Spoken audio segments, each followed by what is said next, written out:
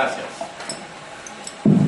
Bueno, buenas noches. Yo soy Ariel Magirena, trabajo en la televisión pública. El que mira la televisión pública me conoce. Poco. Porque la televisión pública me pasa bastante poquito también. Y el que tenía la suerte de tener Telesur en el último año, entonces me vio todos los días y me soportó. Voy a... Perdón. Pega justo. Perfecto. Me cortaban el pelo, solamente le faltaba teñirme, pero... Yo pensé que lo tenía. Le faltaba poquito. Pero bueno, aceptaban a regañadientes la argentinidad, porque parece que el tonito argentino no suena muy latinoamericano, aunque estemos adentro. A los hermanos latinoamericanos no les suena latinoamericano.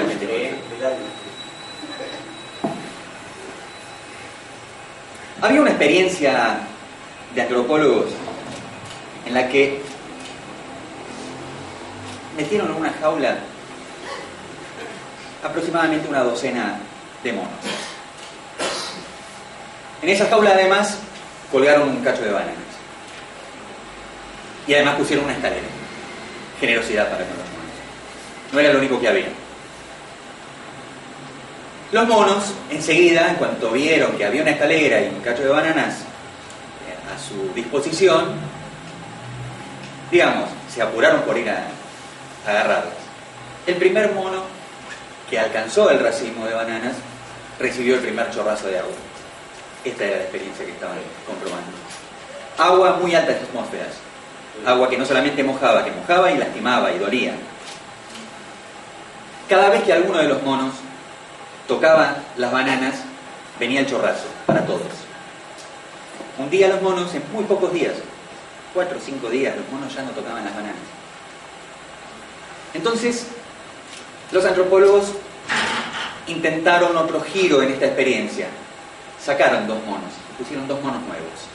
Los monos enseguida, en cuanto, primero la sorpresa de encontrarse enjaulados y entre pares a los cuales no conocían, pero enseguida cuando descubrieron el cacho de bananas, dijeron, vamos por ellos. Fueron a las bananas y también recibieron el chorrazo, pero sobre todo, los monos de abajo no quisieron que ellos alcanzaran las bananas porque sabían que venía eso, entonces los tiraban para abajo. Ya con la siguiente pareja de monos, que fue como reemplazo,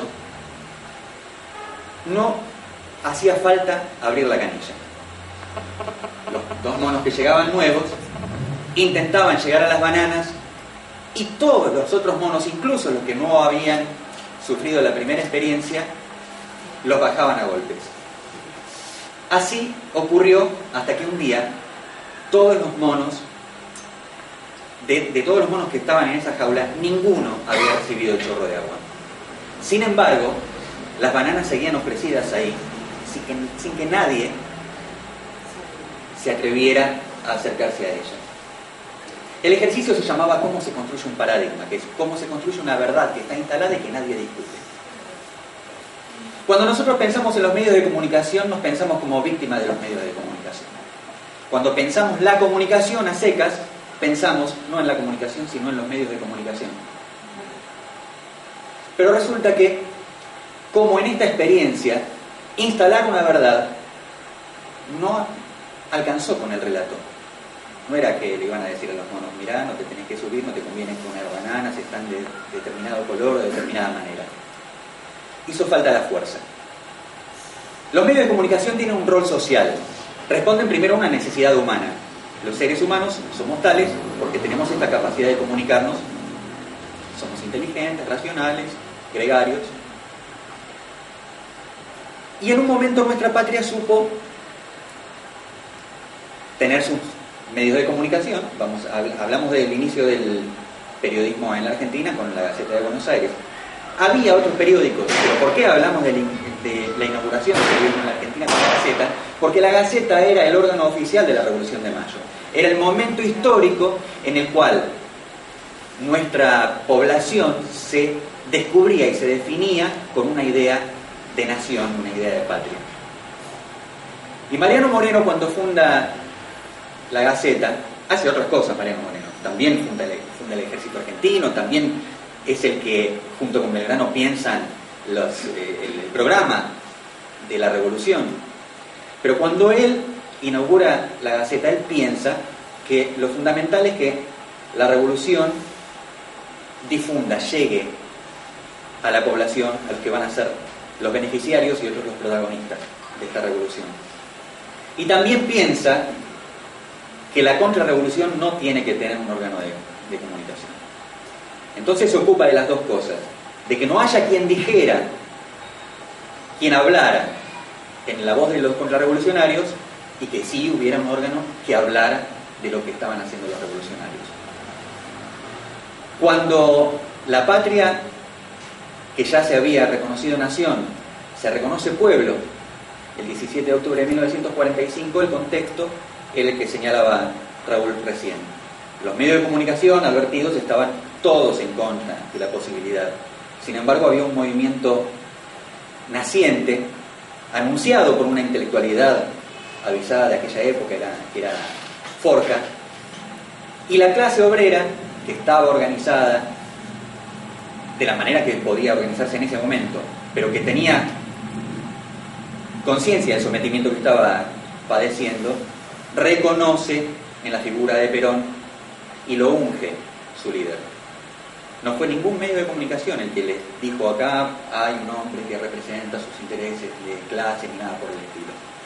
Y también, como decía Raúl, el peronismo sabía perfectamente de qué se trataba el combate por el sentido, y es el primero que plantea la revolución cultural. Plantearla en los términos en los cuales los medios de comunicación son armas fundamentales. Y entonces el peronismo no solamente se había hecho de un número importante de las radios con mayor acceso, Perón conocía eso de tal manera que, estando preso, había pedido lo que para el gobierno, que no tenía idea de cuál era el poder de los medios, le habilitó.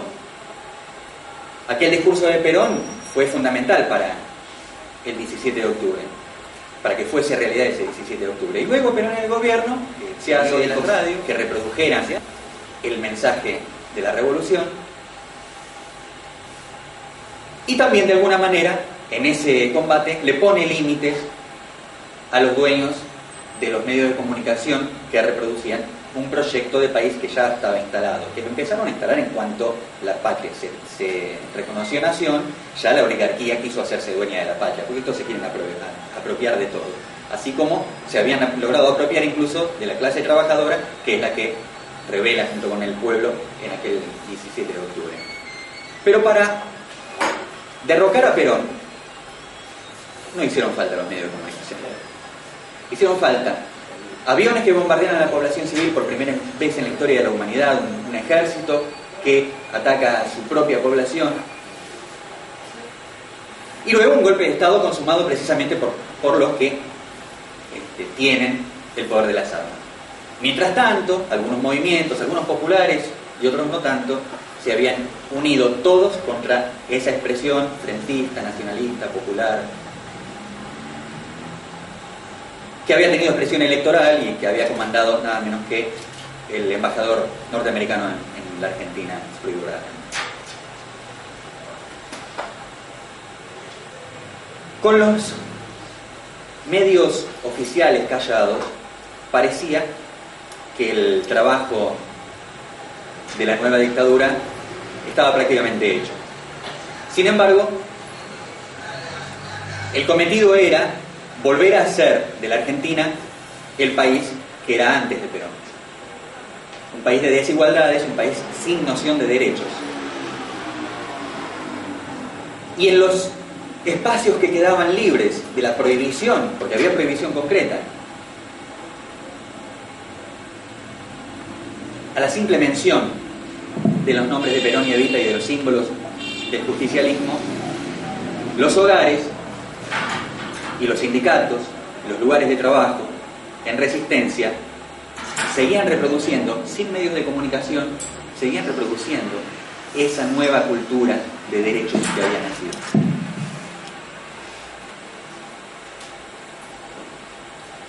La nueva dictadura fusiló a los demócratas, a los militares demócratas que intentaron recuperar la democracia, metió presos a los civiles que intentaron la resistencia, a los trabajadores que se organizaron, que resistieron, fusiló a los civiles que iban y muy cerca de aquí, en los basurales de José León Suárez, fusiló a los civiles que se sumarían a la resistencia militar. Sin embargo, en esa reserva que había en los hogares se fue gestando una generación que pocos años después, habiendo sido sus protagonistas niños, bebés o naciendo en ese transcurso de la resistencia, la fuerza militante que traería de nuevo al viejo líder y la ilusión del retorno a la patria justa, libre y soberana. En el transcurso de esto, la nueva conformación del sistema capitalista concede algunos derechos a cambio de robar el resto de los derechos, que es cuando se aniquila, cuando se anula la Constitución Revolucionaria de 1949, que se concede graciosamente el artículo 14 bis, que está en nuestra Constitución hoy, que estuvo en la Constitución de antes del 94. Ese artículo revolucionario, ese artículo que parece traído de otro planeta, no era más que la síntesis de los derechos sociales que garantizaba la Constitución del 49. Eran elementos graciosos para mantener contenido el movimiento nacional y popular. Pero no había alcanzado, esto lo descubrieron, no había alcanzado con los medios, no había alcanzado con la proscripción, no había alcanzado con la fuerza, con la persuasión, con haber sometido políticamente a la Argentina a los intereses extranjeros, tanto que aún con el peronismo proscripto no soportaban otro gobierno democrático que no fuera peronista tampoco. Pero regresa y regresan los sueños de la construcción de la patria que se había robado. ¿Cómo hacían, si ya habían intentado todo, para disputar en ese contexto internacional en el cual, si nosotros vamos a la década del 70, no había discusión de que el mundo transitaba inexorablemente hacia el socialismo?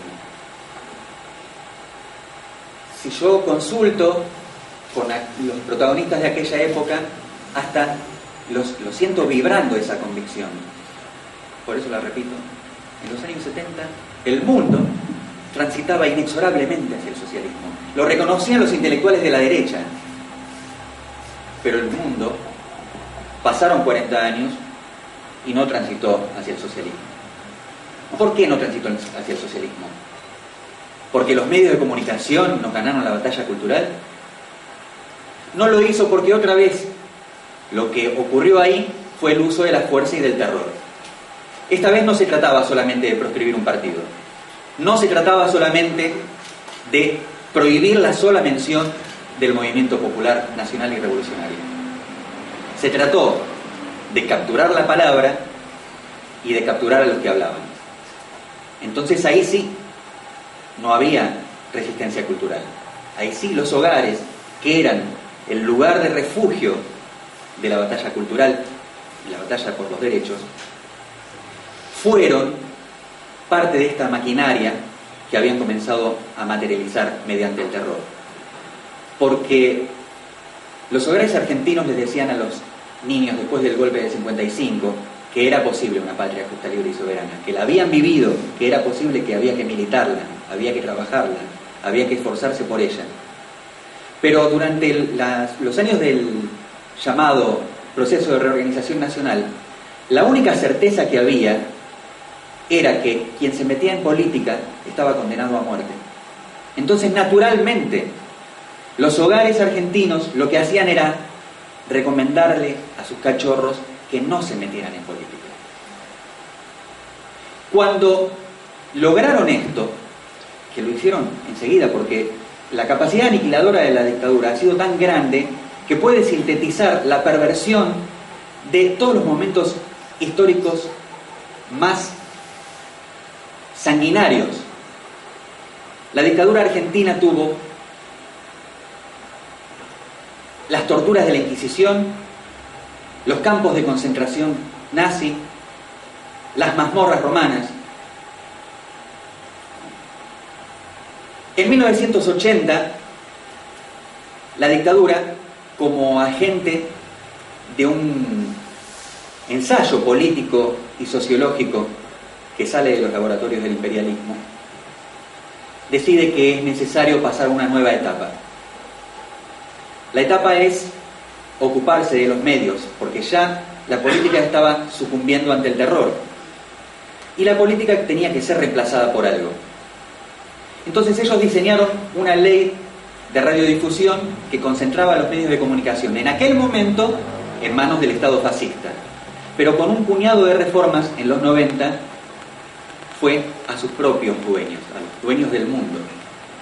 Fueron empresas privadas que se hacían de ese modelo concentrador de las voces.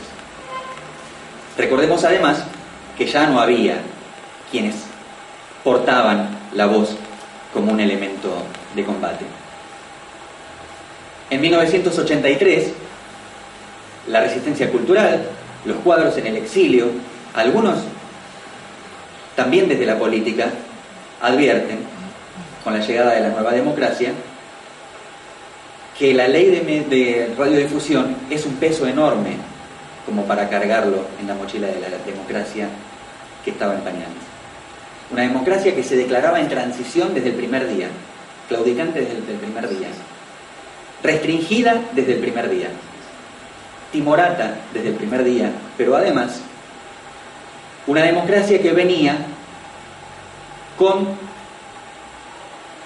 nada menos que la expresión más amplia de los derechos del pueblo, que era el peronismo, con sus cuadros en el exilio, en las cárceles, muertos.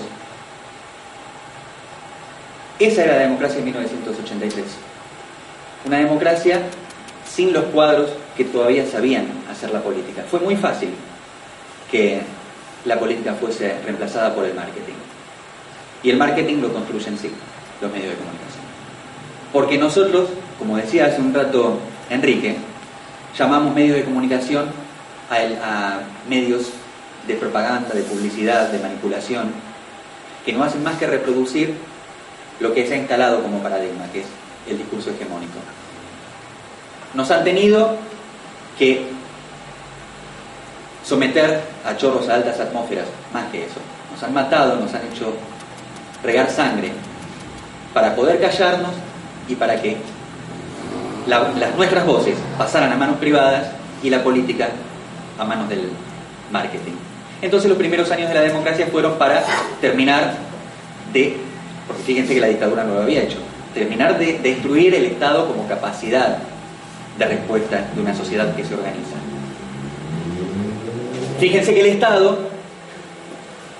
había sido reconocido por los viejos anarquistas y sobre todo por Lenin en el Estado de la Revolución como un ente de represión de clase. Esto significaba el que se hace del Estado, a través del Estado impone una administración que responde a una clase determinada. En el caso del Estado burgués, la clase burguesa es un Estado burgués. En el caso del Estado fascista ya lo experimentamos, no necesitamos volver a hablar sobre eso. Y en el ejemplo de un Estado obrero, un Estado popular, o como intentó en su momento la vieja Unión Soviética, dictadura del proletariado, es hacer que el Estado respondiera a los intereses del proletariado. Esto el imperialismo lo entendió perfectamente. Entonces, ¿cómo podía hacer para evitar que un día el Estado cayera en manos de los peronistas, que fue lo que le pasó en la Argentina? Un Estado que mantenía una Argentina económicamente pujante, pero que respondía a los intereses de un sector minúsculo, una Argentina riquísima que tenía la mayoría de su población sumergida, cuando tuvo en la administración del Estado una expresión nacionalista, fue inaugurante de derechos. Entonces el Estado tenía que ser destruido.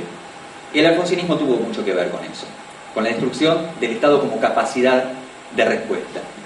Hacia el año 89, la política había sido además cómplice de esto, porque la crítica al al gobierno de Alfonsín no era una crítica porque no tenía el Estado funcionando, sino porque tenía un Estado que era enorme, que producía déficit, que no daba respuestas. El Estado era una porquería de la que había que deshacerse. En los 90 se consumó eso. Como señalaba Adrián, Menem gana las elecciones prometiendo una cosa y luego haciendo lo que la oposición a él decía.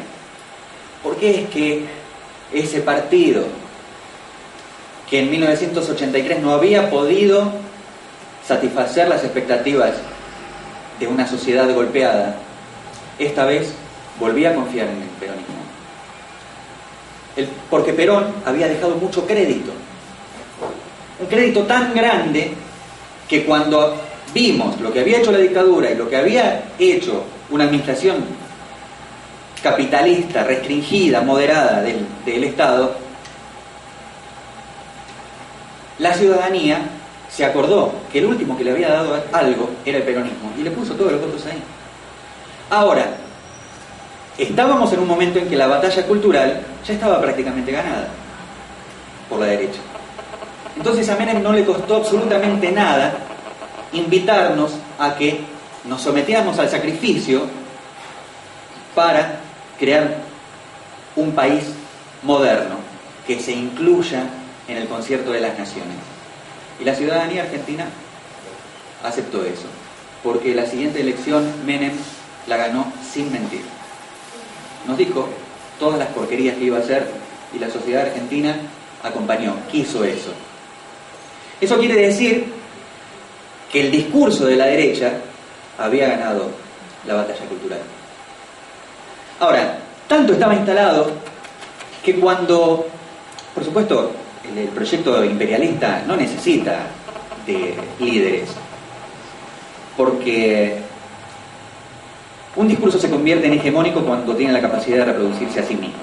Si no es dominante, simplemente hay un contradiscurso, hay un discurso resistente, pero es hegemónico cuando tiene la capacidad de reproducirse a sí mismo.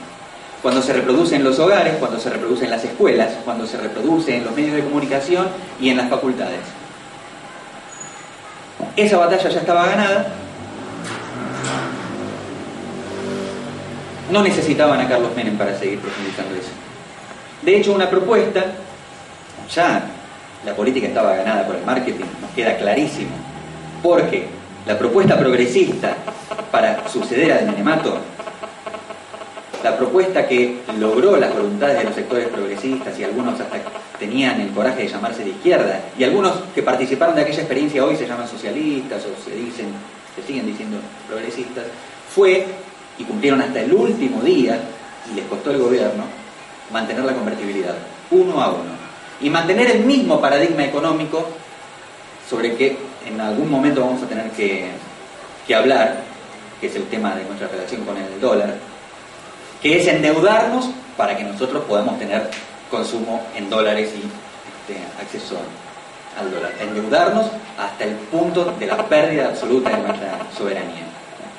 Esto no podía llevar a ningún otro lugar que a donde llevó, que fue la crisis política y económica más grande que experimentó nuestro país. Y en ese momento, fíjense cuál fue el pedido de la mayoría de la sociedad argentina, de todos, de los sectores populares y de los sectores medios también, y hasta de la oligarquía, que tenían distintos proyectos, pero cada uno lo pedía por sus propias razones. Que se vayan todos. Que se vayan todos quería decir que se vaya la política. Pues bien, para su desgracia, ni el genocidio, ni la usurpación neoliberal del movimiento nacional, ni el triunfo en la batalla cultural habían terminado de aniquilar la política. En lugares insondables, en lugares pequeños, la política seguía viva. No era la mejor política que había, era una política corrompida, lenta, discapacitada, pero se guardaba algunas sorpresas. Y después de un periodo de transición en el cual hubo necesariamente que brevar en recetas de corte populista que remitían a una idea de Estado benefactor, la nueva habilitación eleccionaria nos trae una sorpresa. Para algunos intelectuales, que yo no comparto, pero absolutamente no comparto, una anomalía, Néstor Kirchner. Para algunos militantes y confiados en las cosas de las cuales es capaz el pueblo argentino, el hombre del destino. Aquel hombre que en algún momento, tal cual había dicho Juan Perón, iba a ser su heredero, porque su único heredero era el pueblo. El pueblo iba a dar por fin al hijo que iba a ocupar el lugar del padre.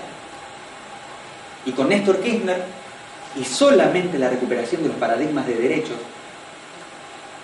y también de derechos humanos, comenzó nuestra etapa de recuperación. Y empezó por la reivindicación de los que fueron asesinados para robarles la palabra. Por eso nuestro camino tuvo que ser el camino de regreso a aquella patria justa, libre y soberana. La recuperación, la reivindicación de los que dieron su vida para recuperar ese camino y esa patria. Primero, en materia de derechos, con memoria, verdad y justicia, de derechos humanos, con memoria, verdad y justicia.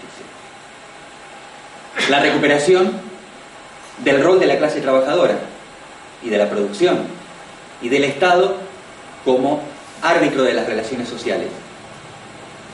Y por último, en un momento además perdidoso con los medios,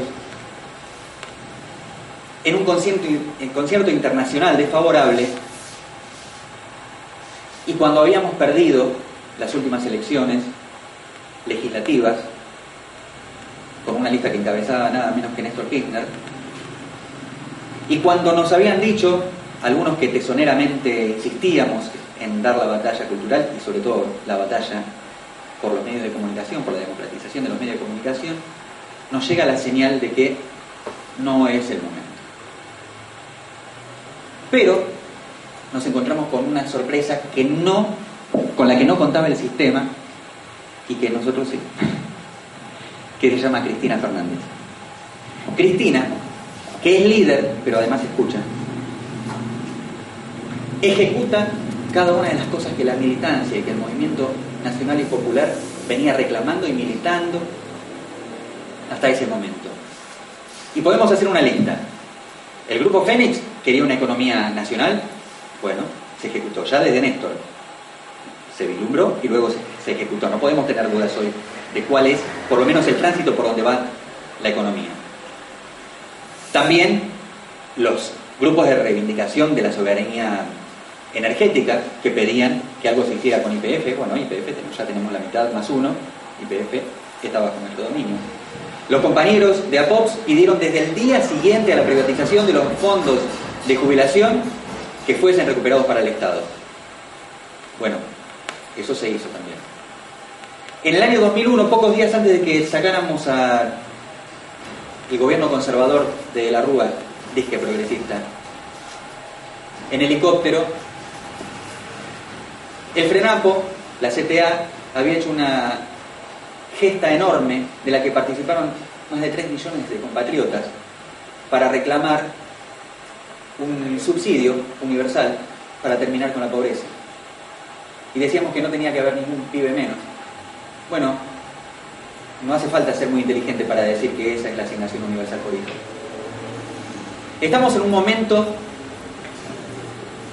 estratégico para la historia y para la política. Los medios de comunicación, pese a que me salté que Cristina en ese contexto perdidoso nos pide que motoricemos la ley y se atreve a enviar el primer borrador que discutimos por todo el país y luego ganamos en el Congreso, con las concesiones que hubo que conceder, pero además con las convicciones que pudimos sostener, esta ley que es probablemente, con todos sus defectos, la mejor que hay en el planeta. Y decía que estamos en un momento estratégico de la política y de la historia, porque los medios de comunicación siguen concentrados pese a la ley. Porque nos pasa con que tomamos conciencia de que no hay una ley que decrete la justicia ni la igualdad. Que lo mismo que ocurrió con el 14 bis, que fue la concesión graciosa para que el pueblo argentino no rompiera la pelota con la Constitución revolucionaria del 49, se podía hacer, con aquellos artículos se hizo, se los incluyó nada menos que en la Constitución, para después no hacer absolutamente nada. Las leyes sirven exclusivamente si hay voluntad política para ejecutarlas. Con la ley de servicios de comunicación audiovisual, la ley antimonopólica, la ley de democratización de los medios audiovisuales, ocurre exactamente lo mismo. Nuestro contexto actual es que los medios siguieron fortaleciéndose durante estos 3 años en los cuales queríamos democratizarlos. Muchos de los artículos que tienen que ver con la ley y con la democratización se fueron cumpliendo. Pero lo real es que los medios siguen teniendo un poder enorme y que a lo sumo hemos logrado tener medios de contrapeso. Pero el poder que tienen los medios hegemónicos sigue siendo el poder que tenían hace 3 años, y el modo en que nos atacan es aún peor que por aquellos días. Hoy no están ni siquiera dispuestos a someterse a la ficción de la ética.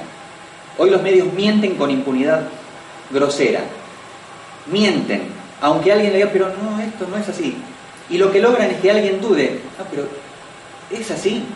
Y los militantes vamos a revisar la ley y ellos nos mienten en forma descarada. Y por eso Cristina tiene que tomar medidas siempre de consolidación y de ampliación de derechos por sorpresa. Porque cualquier tema que aparezca primero en los medios es un tema que se va a atacar y que no va a tener posibilidades. Por eso llegamos ahora a este clima en el cual los que estamos interesados en estos paradigmas que son de la democracia, nos quedamos esperando a ver qué es lo que Cristina hace, qué es lo que Cristina decide, qué es lo que va a pasar, qué va a decir Cristina que hagamos el 7 de diciembre. Algo pasó que la militancia dejó de proponer. Sobre todo porque cada uno de los ejemplos que les cité, aún en los escenarios más hostiles, tuvieron a la militancia activa por ellos y los derechos se consumaron, se consagraron. Porque Cristina, insisto, es la líder que escucha, es la jefa que manda y escucha. Y si nosotros no le damos una señal ahora, Cristina se cree que estamos callados. La única posibilidad de democratizar los medios será de que nos hagamos cargo de los medios, de que creemos nuevos medios.